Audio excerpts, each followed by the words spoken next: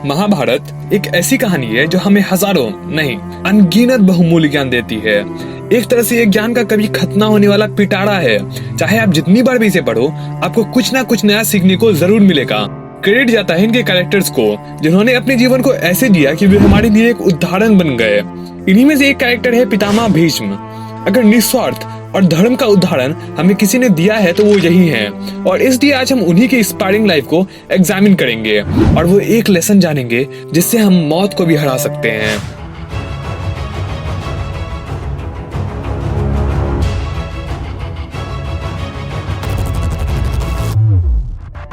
महारथी भीष्म के जन्म की कहानी काफी इंटरेस्टिंग है। तो कई हजार साल पहले अष्टवसु अपनी पत्नियों के साथ ऋषि वशिष्ठ के आश्रम में गए थे, जहां उन्होंने वशिष्ठ के कामधेनु को देखा।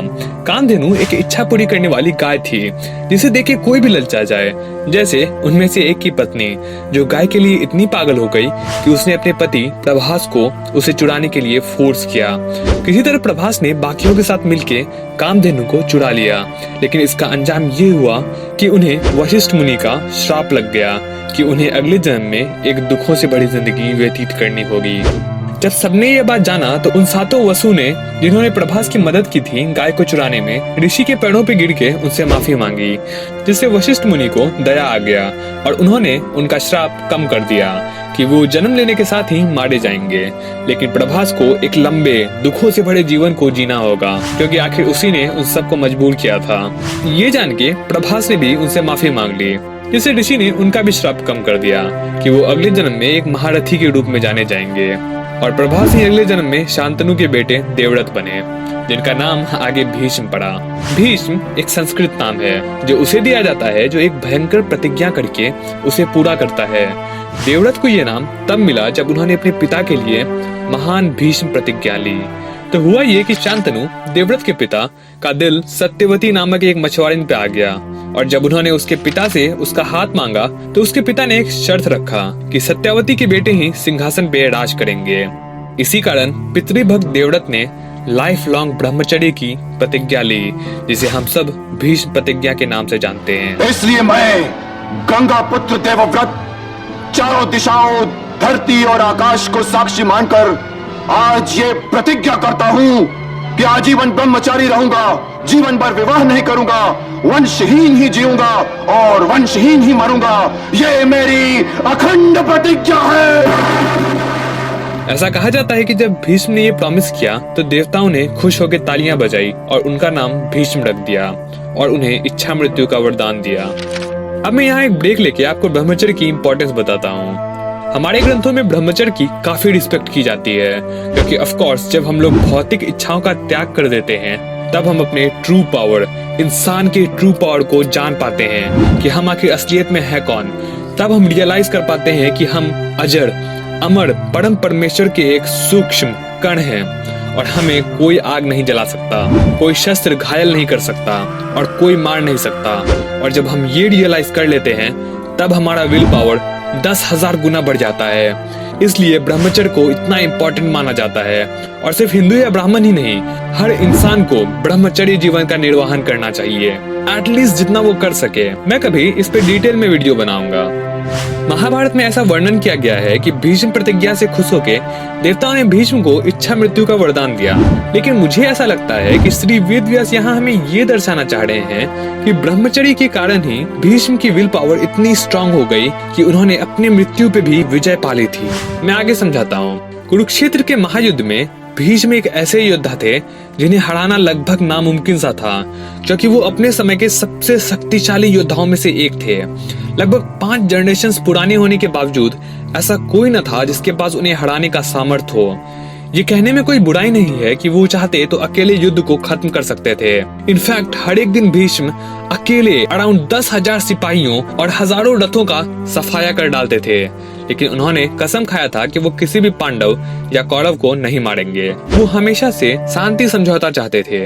इसी कारण एक रात दुर्योधन ने भीष्म पे आरोप लगाया कि वो पांडवों से स्नेह के कारण अपनी पूरी ताकत से नहीं लड़ रहे थे, जिसके कारण अगले दिन भीष्म और अर्जुन में एक भयंकर युद्ध हुआ। महायोद्धा होने के बावजूद अर्जुन गंभीरता से नहीं लड़ पा रहा था, क्योंकि वो अपने प्यारे पितामह को चोट नहीं पहुंचाना चाहता था। भीष्म भी अपने प्रतिज्ञा के कारण गंभीरता से नहीं लड़ रहे थे, लेकिन तब भी उनके प्रहार से कृष्ण और अर्जुन दोनों घायल हो गए। इससे कृष्ण को गुस्सा आ गया और उन्होंने अपने वचन के बावजूद भीष्म पे हमला करने के लिए रथ का पहिया उठा लिया। अर्जुन, लगता है तुम इस युद्ध को हार जाने का निर्णय ले चुके हो।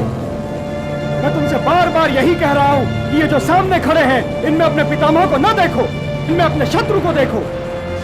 इस धर्म युद्ध में जो भी अधर्म के पक्ष में युद्ध कर रहा है, वो तुम्हारा शत्रु है। तुम उनके ऋणी हो, और यदि गंगा पुत्र का वध करके वो ऋण तुम नहीं उतारोगे, तो उनका वध करके वो ऋण मैं उतारूंगा।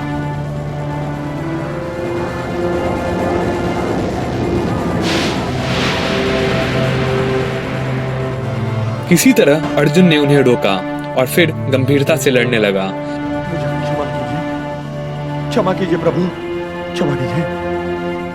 हे गिरिधर गोपाल, आप वचनबद्ध हैं कि आप इस युद्ध में शस्त्र नहीं उठाएंगे। यदि आपने शस्त्र उठा लिया तो आपका ये मित्र, आपका ये सखा, आपका ये भक्त इतिहास को मुंह दिखाने योग्य नहीं रहेगा केशव, इतिहास को मुंह दिखाने योग्य नहीं रहेगा। लेकिन भीष्म पे अर्जुन के प्रहारों का कोई असर नहीं हो रहा था। ये साफ था कि ऐसे भीष्म को हराना लगभग नामुमकिन था। इसलिए कृष्ण ने अर्जुन को सुझाव दिया कि वो जाए और भीष्म से ही पूछे कि उन्हें हराने के लिए क्या करें। भीष्म एक अच्छे पितामह थे और वो सच्चाई के रास्ते पे बाधा नहीं बनना चाहते थे। इसलिए उन्होंने अर्जुन को उन्हें हराने का रास्ता बताया। एक निष्ठावान योद्धा होने के कारण भीष्म कभी भी किसी स्त्री या नपुंसक का सामना नहीं करेंगे और वहीं अपने शस्त्रों का त्याग कर लड़ाई बंद कर देंगे। ये बात जब अर्जुन ने कृष्ण और पांडवों को बताई तो धर्मराज युधिष्ठिर ने इससे साफ इनकार कर दिया। एक स्त्री से पितामह को लड़वाना धर्म के खिलाफ होगा, लेकिन कृष्ण ने इसका एक चतुर विकल्प सोच लिया था। युद्ध के 10वें दिन अर्जुन के रथ पे शिखंडी भी सवार थी, या मैं बोलूं शिखंडी भी सवार था। शिखंडी जो पिछले जन्म में अम्बा थी, को शिव से आशीर्वाद मिला था कि वो अगले जन्म में भीष्म के मौत का कारण बनेगी, क्योंकि भीष्म ने अपने प्रतिज्ञा के कारण उससे शादी करने से इनकार कर दिया था। लेकिन अम्बा ने अगला जन्म एक लड़की के रूप में लिया और एक लड़की की तरह जीने लगा। भीष्म को युद्ध के दौरान लगा कि अम्बा एक लड़की है और भीष्म ने लड़ना बंद कर दिया। यहाँ तक उसने अम्बा की तरफ देखा भी नहीं अपने ब्रह्मचर्य के कारण, जिस वजह से अर्जुन को एक ओपनिंग मिल गई और उसने एक साथ हजारों तीर दाग दिए। और उसके बाद जो हुआ वो तो आपको पता ही है। भीष्म ने अपने जीवन के आखिरी पल तीरों के बिस्तर पे बिताया, एक योद्धा की तरह। और युद्ध के बाद जब उनके पोते उनके पास आए तो उन्होंने युधिष्ठिर को तरह तरह के सब्जेक्ट्स पे नॉलेज दिया, जैसे एक राजा को कैसे जीना चाहिए, एक गृहस्थ की ड्यूटीज अपने परिवार की तरफ क्या है, एक सन्यासी को कैसे जीना चाहिए, और भी काफी कुछ। उन्होंने संघ फिलॉसफी और योग फिलॉसफी की भी व्याख्या की और सन्यासियों, देवताओं और राजाओं के बारे में युधिष्ठिर को कई सारे कहानियां और परंपराएं बताई। यूं तो भीष्म ने मरते मरते हमें अनेकों बहुमूल्य ज्ञान सौंप गए। इनफैक्ट महाभारत का 1/4 हिस्सा भीष्म के ज्ञान पे बेस्ड है, जो हम लोग कभी डिटेल में डिस्कस करेंगे। लेकिन वो एक चीज जो मैंने भीष्म के जीवन से सीखा है वो है कि ध्यान से सुनो। आपकी पराजय हुई है या नहीं, इसका फैसला करने का हक सिर्फ आपके पास है, आपके शत्रुओं के पास नहीं। आपकी विल पावर इतनी स्ट्रांग होनी चाहिए कि आपके परमिशन के बिना हार तो क्या, मौत भी आपको छू ना सके। और यकीन मानो, इंसान ये कर सकता है, बस आपको रियलाइज करना होगा कि आप असलियत में कौन हैं। अब आप इसके बारे में स्वयं विचार कीजिए। और मैं मिलूंगा आपसे नेक्स्ट वीडियो में। तब तक के लिए कीप लर्निंग, कीप चेंजिंग।